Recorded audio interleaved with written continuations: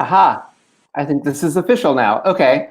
Hello and welcome everyone for joining us for an evening with Nico Tortorella. I'm Rakesh Satyal. I'm the Vice President of the Board of Lambda Literary, and I'm thrilled to be your host tonight for another installment of Lambda Literary Does Pride, a series of readings and discussions with a few of our community's brightest stars. To see our full list of events, visit our website at lambdaliterary.org.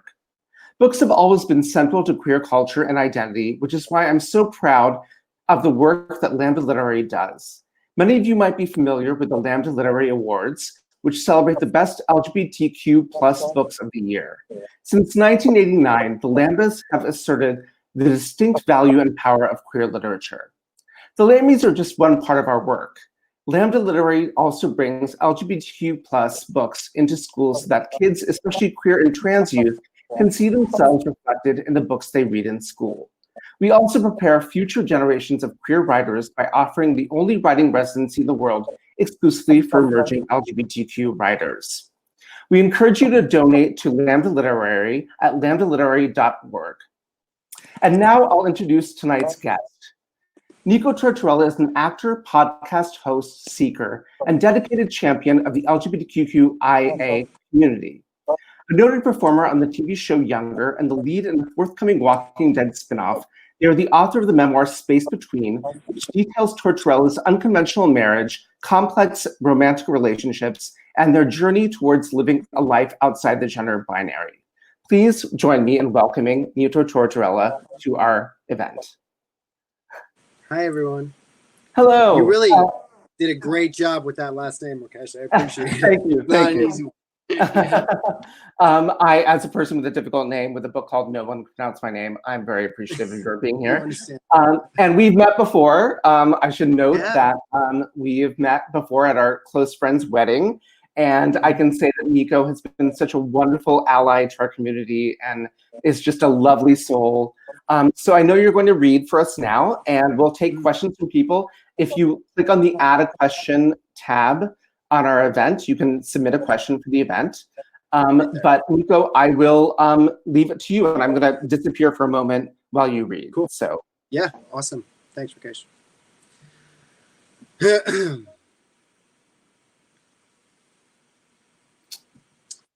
I'm still trying to disappear. Okay. Okay, there we go. Excerpt from my book, Space Between.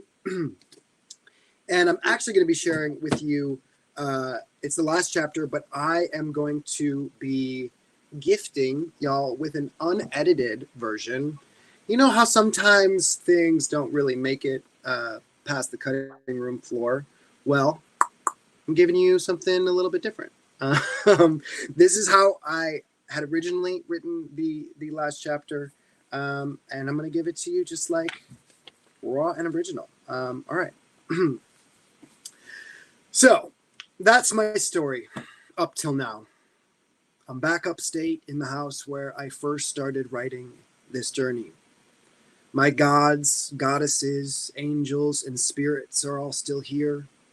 Maybe even a few more have joined us, and I'm looking at my altar with all the herbs, images, and ritual objects, the house, and I'm sorry. We're going to go back for 1 second. We're just going to go back. We're not going to mess this up, okay? We're not going to mess this up. I'm looking at my altar with all the herbs, images, and ritual objects I've collected over the years. I've just purified myself, the house, and my computer with Palo Santo. We all really went through it. And through the large windows, it is a gray, cold January. The trees are bare, the waters of the marsh are frozen over, and the geese have migrated. Last night, there was a full moon lunar eclipse that I watched alone with the fire blazing in the hearth, as I burned the index cards adorning my walls as an offering. It was a Leo moon, one that calls for us to sit in the burning core of our histories and be tempered into something new, to become stronger by allowing the false parts of ourselves to be burned away. It calls for us to keep changing and moving forward. By looking at what has always seemed too painful to face, to stop believing in the weaker versions of ourselves and step into the skin of our deeper strengths. I'm no longer in a back brace as I sit here and type. I no longer have to, but I will always fall to my knees and give gratitude for all I've been given, especially in the wake of facing the pain of my family and the pain of all I've ever tried to deny about myself. I fall to my knees for love, for the now, for the future. My gratitude and love flows freely, unobstructed now, and mixed with this love is a sorrow. I can feel how these things are part of each other, and in feeling them at once, I can more clearly see myself. There are so many ways in which I was raised to not see all the injustice going on around me, to accept all the benefits and privileges of being born in America in 1988 as a white male individual, as if I earned them somehow all by myself. But we were all born on the ground that depends on the oppression and domination of most people of this planet, on this planet. I spent most of my life just not knowing. Coming to realize we've been unable to see and feel things that are apparent to others is painful. But this is part of what I mean by sitting in the burning core of our histories. This is what I mean by becoming stronger than we think we are. The strength to set aside our ego so that we can change ourselves and change the world. The strength to relate to people, to see and feel, to step into our lives and reclaim the humanity that we have all been forced to exchange for material and cultural privilege without our consent. Through the process of writing, I've come to realizations about myself, and this process will continue. I might look back on things that I've said and later see clearly how my privilege has obscured my vision. That's okay. What matters isn't that we get things wrong or don't see every angle. That's just part of being a person. What matters is how we respond to it and allow ourselves to be changed. How humble we can be to accept our mistakes and move forward, embracing that new knowledge with gratitude. It's all part of learning how to be a human in a system that has made all of us less than human, no matter where we're standing. Right now, well, it was 2019, but now it's 2020, and a reality star, real estate mogul, is president of the United States. While some folks are still asking how this could have happened, it makes perfect sense to me. It's the logical end conclusion within a moral order that places capital, not truth, nor justice, nor people at its center. The Trump administration has made overt again the white supremacy on which this country was founded. And if you scratch the surface of history just a little, it's easy to see how what we understand as race was invented as a moral justification for the economic model of slavery, the genocide of indigenous people, and theft of an entire continent. This is the history that has made the present. We are all born into a vast interconnected network of material and spiritual traumas. These are different for each one of us, obviously, depending on how and where we were born. And I think it's necessary to see how these differences are part of the same historical process that has led us to where we are right now. A country of massive economic disparity, environmental devastation, mass incarceration, and the state-sanctioned murder and oppression of Black people, people of color, immigrants, queer and trans people, women, and poor people. Through my process of embracing my queerness and gender identity, of getting sober from alcohol and healing the wounds that came both from my family and society, I've come to realize more and more how important finding one's spirituality is.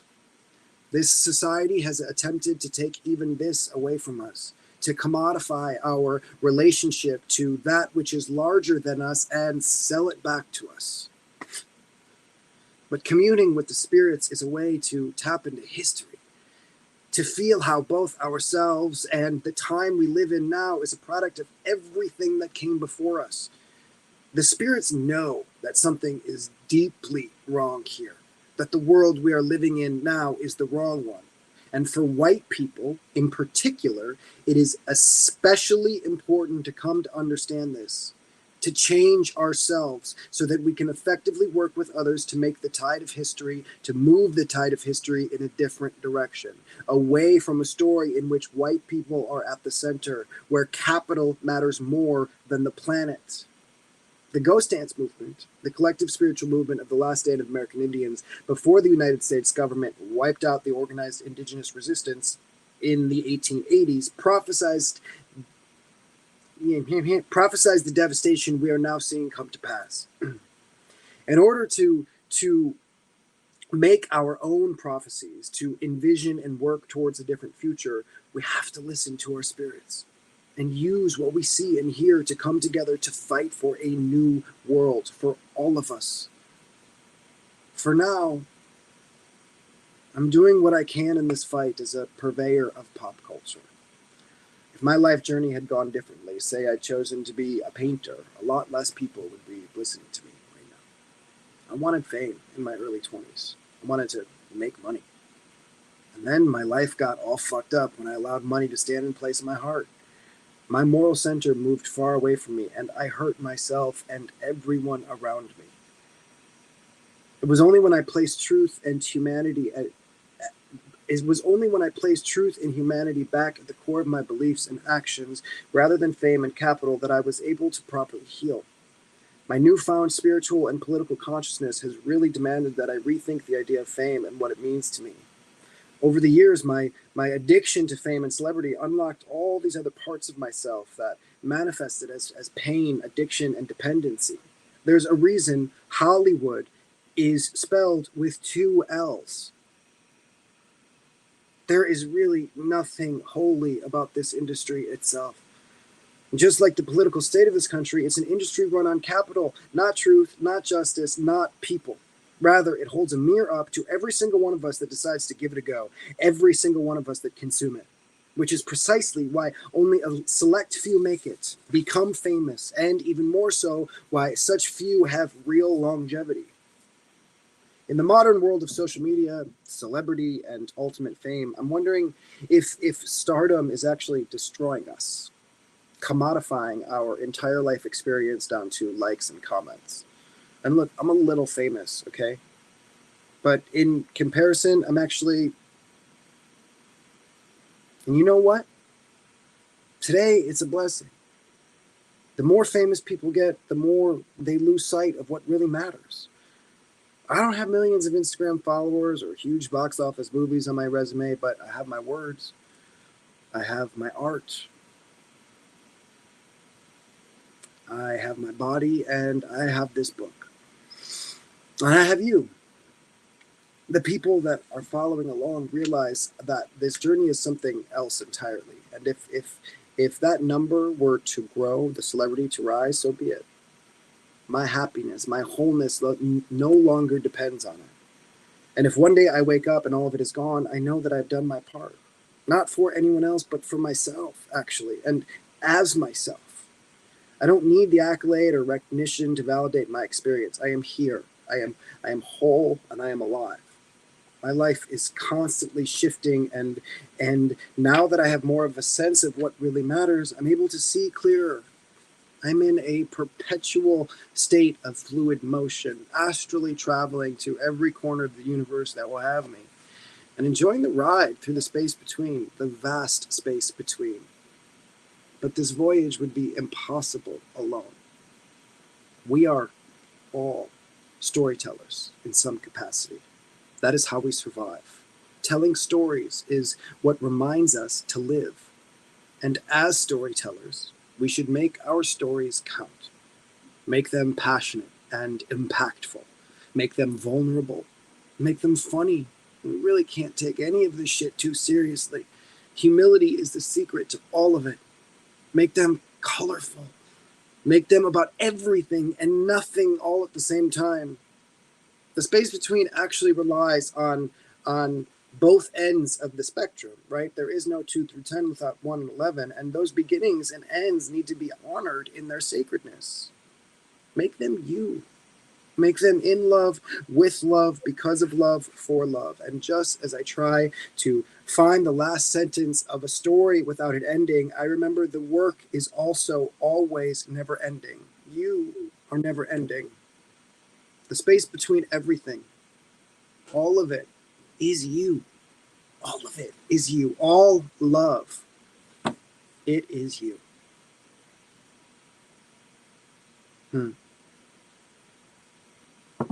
That's it. Thanks, y'all.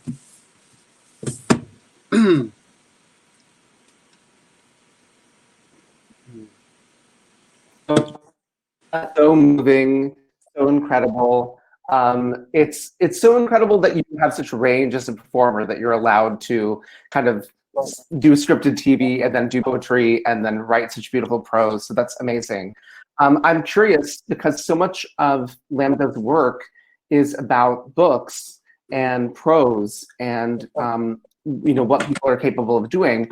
I'm curious to hear about books that have spoken to you, like other books that you've read that have meant something to you. Yeah, I mean, growing up, and I talk a lot about this in the book. I had an aunt and uncle that were, in so many ways, my teachers, and they would assign readings at a very young age, and it was all like a lot of self-help, esoteric, preachy type of books. And I mean, it was like Napoleon Hill, Think and Grow Rich was like the first book they got me, and it really changed the ways in which I thought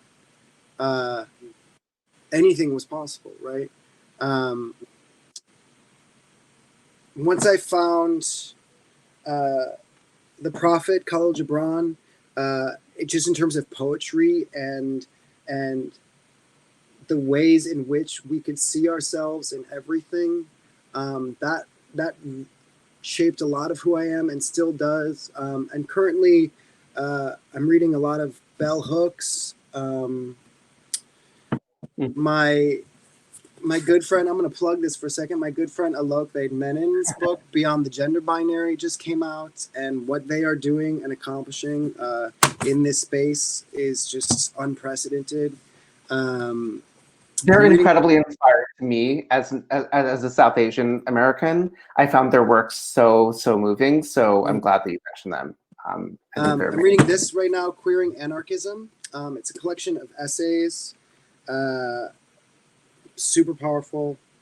Yeah, I'm kind of all over the place. No, that's amazing. I mean, I think, people, the wonderful thing is that people are really turning to books to help them understand it. That's how, as it should be. I think so many of us from a young age, that's what we've seen, when we're in this moment. I mean, one of the questions that we got is, how has this moment changed your spiritual practice as you look at the world? Is there a notable difference in how you engage with how you practice your own thinking? You're thinking about other people. Can you speak to that a bit? Yeah, I mean, I think it's a collection of moments. I don't think it's necessarily one, right? We have gone from the pandemic to a revolution, and the two are very much so linked, right? And we're in this. At first, it felt like a reset, right? And then it felt like a get up and go, and it feels like that currently. And in the reset, I would say it was a lot of connecting with nature, spending a lot of time alone, writing a lot of meditation and more flowing movement, right? It was a calm period. And then I think and my relationship with spirit just in general is takes place a lot in my dream life, actually. I'm super connected to my dream life, and I'll just close my eyes in the middle of the day just to tap into something, and I'm constantly writing what's going on in my dreams down. I keep a dream journal, and once the moment shifted, right, from COVID to Black Lives Matter, the activation was a lot more intense, right? It almost went from like water to fire in my own body, just speaking on like an elemental level. And there's just been, I've been finding power in rage, right? I think our rage is absolutely necessary right now. And we are really living in this awakening, right? This revelatory awakening. And then beyond that, it's finding the medicine in everything and really having gratitude across the board. I mean, I speak on it a bunch. Gratitude always comes first, no matter what. Thank you for this, and find the lesson in it. I mean, that's just on a basic level, that is what drives my spirit. Well, that's fitting, because one of the questions we got is how you're practicing gratitude right now. Like, how do you see it in the context of what's going on? Can you talk to that a little bit? Yeah, I mean, I have audible conversations with spirit and God and the universe, whichever you want to call it, on a daily basis when I wake up and before I go to sleep. And I've been deeply connected to the natural world. I've been gardening a ton and really finding the relationship with plants and animal, for that matter. I live an hour and a half north of New York, and I have a big pond on my property, and I'm on top of a mountain. I have a ton of wildlife, and it's turtle egg laying season right now. So I have hundreds of turtles all on my property, all laying eggs. And I find myself just going outside and having conversations with the turtles while they're laying eggs, and finding the gratitude in those moments, nurturing those moments, and like nurturing the eggs, right? Like, I am actually building cages around where they are laying their eggs so the predatory mammals don't go and eat them. For me, really represents something so much greater, right? It's finding the gratitude in those little moments that can transcend to the greater picture, because it's all connected. All of it is you in so many ways. I got to tell you, in this time when everything is so stressful and everything is so anxiety-inducing, it's very, very calming hearing you talk about this, because I think we all need this right now. I mean, it's centering ourselves. It's just so tough right now. So hearing you commune with nature in this way and kind of think about the world in this way, it's incredibly hardening. Like I have to tell you, it's just so wonderful to hear that. I want to talk a little bit about you're a writer now. I mean, you've written books. Like you know how to. You're thinking about the world. You're thinking about what's around you. And I want to know what the process of writing is like for you, because so many of the people who love Lambda, as I do, we have a Writers in Schools program where we have LGBTQIA plus writers go into schools and talk to people. I've been part of this program myself, and I'm sure they want to know like how you think about this process, like how it's informed your creative life, because obviously you have many media in which you are creative. But can you speak a little bit about what that means to you? Yeah, I think just on like a technical level, whenever I'm setting out to write something, whether it's an essay, a poem, or a book now for that matter, I don't ever think about the piece as whole, as beginning, middle, end, this like gigantic project that I am undertaking, no matter the size. I really break it down. It's chapter to chapter, it's page to page, paragraph to paragraph, sentence to sentence. A book is just a collection of sentences, right?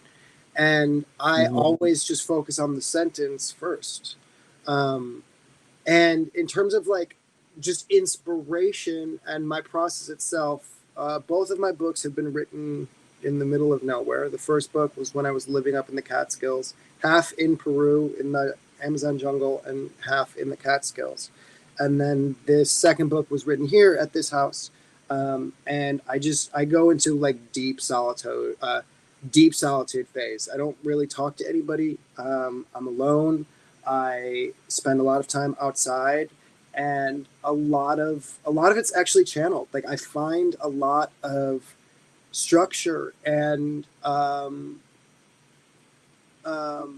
metaphor, and like I see the colors in my dreams, and I also get storyline in my dreams. I've been writing a lot of fiction recently, which has been really exciting because I've been writing poetry and about myself for the last 2 years, and now I just get to make up a bunch of shit, which is so awesome. Isn't it freeing? It'll free you. It's so freeing. Yeah, it's just that's kind of a short answer to it. There's a much longer answer for sure. No, that's incredibly illuminating. I mean, I think one of the questions we got, funnily enough, is kind of like if you would start a commune because you've created this, other world. But I would actually push that even farther. Like one of the things I find incredibly inspiring about you is that you and Bethany have created this other lexicon almost for like how people should live and how we should think about the ways in which we are creative and how we should be in the world and how we should engage with the natural world. And it just feels like you're pushing the idea of like how we can be in the world. And I would love to hear a bit about like how you think about that, because I feel like you really carved out a different way of being that could be really helpful to many of us. First of all, thank you so much. That was so beautifully said, and it really hits a chord. I think, well, first, just in terms of Bethany and I, we talk about it all the time. We were so lucky to have found each other at such a young age. Right. We're going on 14, 15 years. And literally, Bethany was the first person that I met and started dating after I moved out of my parents' house. It was 2 days after I moved out of my parents' house. And Bethany was a girl back then. So they were the first girl that I met when I moved out of my parents' house. And we just became best friends overnight, more than anything. And it's been a process of navigating our relationship and figuring out exactly the language and what we mean to each other. But without them, I wouldn't be in the place that I am right now, and I think from a really young age, I always just believed. I never thought it couldn't happen. I never thought I couldn't get here. I just knew. And I never created a plan B. And I think a reason for that is just like, obviously, the list of privileges that I am and was allotted. And I had incredible support all around me for the most part. But there was always a deep spiritual protection that I felt, that no matter what I was going to get involved in or where I was going to go, that I was going to be okay.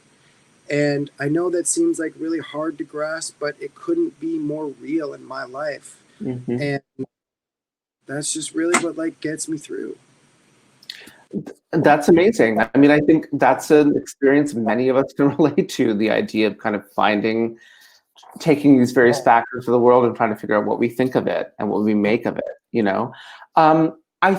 one question I personally have is kind of, as an actor, you have a world in which you're moving, in which you're thinking about different characters, and you have to imagine other worlds. And especially when you're dealing with questions of identity and what that negotiation seems like. Because, like, for example, like, I'm a big Younger fan. I think many of us are big Younger fans. And, Josh in many ways is, I don't want to call him heteronormative because he pushes the ideas of kind of what we would think that character to be. But how do you think about that negotiation? Because obviously you're going through a process yourself of thinking about how you identify, and then you're playing a character in a certain way. And I'm just curious to know, like, what that feels like how you think about that. Great question. I've been an actor pretty much my whole life. I started working on stage when I was in elementary school. And so I've been playing make-believe, right? And playing dress up and falling into other people as my job. That's all I've known, right? And I think so much of even my own internal exploration of identity and expression in one way or another stems from my ability and demand to play other people, right? And I speak in depth on this in the book, and I think that like once I really started taking my life seriously and I got sober from alcohol almost 6 years ago, I came to the realization that the only way that I was ever going to be able to play other people well was if I found all of them in me. Mm-hmm. And it was a way for me to explore gender in ways that, okay, I need to understand the full spectrum, right? And I need to play with that and imagine that all within my own body and within my head and my heart, right? More than anything. So I think my exploration is absolutely connected to my craft and my art. Really. I mean, it's this symbiotic relationship for sure. That's incredible. I mean, I think, that idea of kind of internalizing what you're feeling and putting in your work. I mean, I can tell you, as somebody who's written fiction, that will be very helpful for you when you write fiction, because you have to kind of assume the idea of like what other people are thinking and what they're doing, Is there anything you want to discuss about like the craft of acting and like how that changed over time? Because obviously, like, as a person who's been acting their whole life, there's a difference between what you were feeling when you were young and thinking about acting and being an adolescent and acting, and how does it feel different now? Like, especially if you're working on like the Walking Dead, spinoff. How has that changed for you? How does that feel? Well, definitely transitioning from theater to film and television. I don't think people realize how different the two crafts are. Right? On stage, you are playing for a giant audience, and everything has to be large and loud enough to be digested, right? And when you switch to film and television, your audience is this big, okay? The lens of the camera. And so every single thing that you do gets picked up. So you basically have to start from scratch. And that was definitely figuring that out early on in my career as a film actor, right? That was the key to understanding how it works. And even just being on set, right? You can't compare it to being on stage, because on stage you do it once, that's all you get, right? On set, you do each scene maybe 20, 25 times, right, within like a 6+ hour period, because you have to get every single angle, every side, wide lens, short, like everything. And so it becomes much more mechanical than it does alive, right? Right. And I think, yeah. Go ahead. Sorry. No, I mean, just, ever since starting, I'm obsessed. I'm obsessed with people. I am. I'm obsessed with human beings. And from starting the podcast and really unpacking the human condition, right? I have been able to find character study in every, and it's not like a conscious thing, right? I'm not like having a conversation and be like, oh my God, like, yes, I'm going to do that there. That's not at all. But on a subconscious level, I am taking in everything that everyone is doing and having conversations in the ways that I do with people. First on the podcast, and now I am hosting an Instagram live show 5 days a week called Space Between the Sheets. And it started the first week of quarantine, so I'm in like week 12 now. I haven't missed a day, and I'm having conversations with people all over the planet on who they are and what it means to be alive right now and all of this. And the human study, right? The character study that I am able to tap into by, I mean, I think the question was, would you ever start a commune, right? Like, I already did. Yeah, that's right. That's right. It's alive and well. And, people like to be flippant about social media and that it's not real life. Yes, it is. Like, in so many ways, it is. There is so... When I get that Nico Tortorella's live notification on Instagram, like I smile because I'm like, here. It's like, like it's arrived, But like, part of what you're talking about, like, I'm fascinated by this because, again, like I'm saying, like I feel like your experience and what you're putting out into the world is really unique and really unique in your sense, but also universal to people because they can take that experience and own it for themselves. But part of being an actor is being performative, literally, and part of being a queer person in the world is being performative. Like part this of being a human being in general. Yeah, it whether is. you're queer or not. This idea of like who you perform for other people versus who you are. Or and who oh no, correct. Yeah. And well, you're right. That's so true. Like the idea of like how you're going to categorize those things. I talk about every single one of us wakes up every morning and performs our gender, no matter who you are. You are making decisions on how you want to express yourself in the world, whether that's in line with how you're feeling or not. It is a direct decision that you are making. Well, I agree. I mean, and Alok Vaid-Menon, whom you mentioned, has spoken very beautifully about this. And could you talk about that a little bit more? Like how you what that feels like on it, like when you're saying, when you wake up in the morning and you feel a certain way, like how are you thinking about that? Or is it something conscious? Is it something where you just have a feeling? Like what is that idea like behind that? Yeah, I mean, I think also because I'm an actor, I think it goes back to my ability to code switch, right?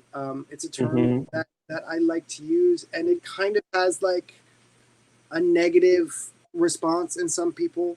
But I would be lying if I said that I didn't realize that I have the ability to pass as numerous versions of myself, right? In ways that other people can't, and it's also a political experience, right? What I wake up and decide to put on, whether it is like a camo shirt and Crocs, right, or a dress, or a suit, it depending on what I'm doing and where I'm going, they'll have different responses, not just for the people around me, but for also myself. And I speak on it a lot. It doesn't always go in line with how I'm feeling on the inside. Sometimes I do the exact opposite of how I'm feeling on the inside, just to fuck up with what I got going on, challenging myself and getting uncomfortable is something that I really, really like doing. I'm kind of like a sensation junkie in so many ways. And you're able to tap into very specific energies with dress and with makeup and how you present yourself. But I think like even in my masculinity, like this fucking handlebar mustache. Okay, let's talk about it for a second. Like this is a performance in so many ways. It feels like a fun act to me. And I inherently feel feminine presenting masculine. That's like across the board how I usually feel, right? I don't internally feel like a masculine person identifying masculine, right? It feels it's complicated and nuanced, Well, the funny thing is, in quarantine, I've actually been shaving, which I usually have a beard, as you probably know. Yeah, and my husband, who has a wonderful beard, loves when I have facial hair. And whenever I shave, he's like, "What? Why are you shaving? What are you doing?"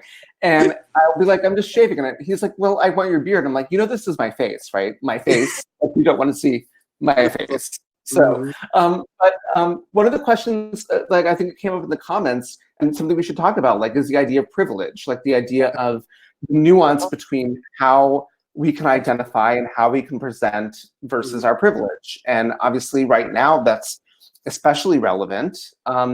And do you want to how do you negotiate that too? Because obviously, like, it's kind of what you're talking about, the idea, like, there are many types of ways you could identify that word, but there's a way of like presenting as heteronormative masculine that might read a certain way to people and the way you might identify internally. And do you want to kind of talk a bit about that too? Yeah, for sure. I mean, look, because first of all, the laundry list of privileges that I am allotted, right? It's long. I fully recognize who I am, what I look like, the color of my skin, where I come from, the money that I make, the job that I have, that partnership that I have. Like, it's all there. Yes, absolutely.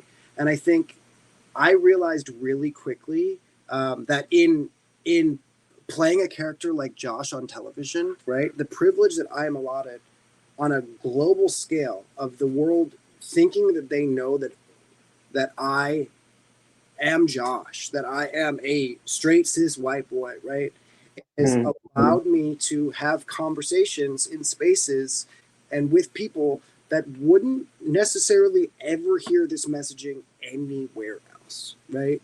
And I use that in my favor to push not only how I'm feeling, but how we are feeling as a community. And I'm so obviously grateful for it, but it's complicated. It's sometimes uncomfortable, right? That I know that I can pass in certain places and others can't. Like, there's a deep sadness there for sure. But I don't think about that for too long, because then I can't get the job done, right? I am working for something much greater than who I am, and much greater than this body for sure. And yeah, I mean, I recognize. Well, I think one of the things that people find really motivating about you and your work is the fact that you're always consciously aware that it's a process. Like sure. there's like being a human is a process. There's the idea of like thinking about what you care about and how you're going to use your voice and how you're going to do these things. So I think that's really felt in your work. So I just want you to hear, like, I think people get like, understand that and really understand that that's the journey you're on. And the fact that it's helpful for us to know that too, because I think people see themselves as like it's a finite existence day to day, and you're one thing and you can't make that journey. And I think that's really helpful to know. Especially in the queer community too, right? We are taught that you have to pick one thing and stick with it for the rest of your lives, right? Like, you have to pick who you are and that's it. And that's just not the case for everyone. It's just not, there is a fluidity to all of our identities and expressions. I truly believe that. Sure. We're coming to the end of the event, so I just wanted to ask you if there was anything you wanted to share with people that you'd like to, tell people in this completely different era in which we're living. Is there anything you want to share with Lambda Literary, with your people who love you and readers and anything like that? I just want to thank Lambda for everything that y'all do. It's so important, and we exist because we are able, as queer people, we are able to exist today because of the people that came before us and the stories that have been told. And our livelihood and legacy stays alive with our art and what we create and our and our stories. And I just really appreciate what y'all do. And for everyone that's listening right now, y'all go and donate to Lambda Literary right now. Okay, do it if you can. Just go and do it. And as I was reading one of those last sentences in this chapter, it kind of struck me a little bit the wrong way when I was reading it, and I hope it didn't come off in the wrong way. When I said we can't take any of this shit too seriously, that our sense of humility will save us at the end of the day. I'm just gonna kind of end on this note.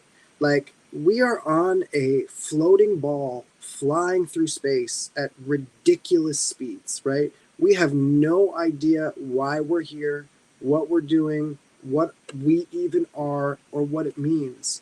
And I don't mean to sound insensitive at all, but if we take a step back and realize that, it kind of makes everything else seemed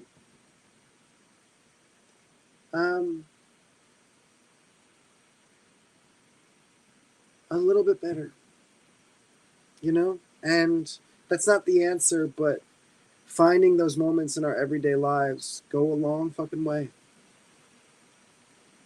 Well, that is an amazing message. Thank you so much. I want to encourage all of you to buy Nico's book, Space Between and All That Is You, wherever books are sold. I'm a publishing person, I have to tell you that. Yeah. And please donate to Lambda Literary. The work that we do is so vital. We have so many programs. We have writers in schools. We have a writer's residency for people. And we're just really out there as kind of being the leading LGBTQIA plus organization helping people. And again, I want to thank you, Nico, so much for being available tonight and being here, and thanking all of you for joining us. And love and peace to everybody. And thank you. Thanks, Rakesh. I really appreciate you. Thank you, Lambda. Sending everybody so much love. Take care of yourselves.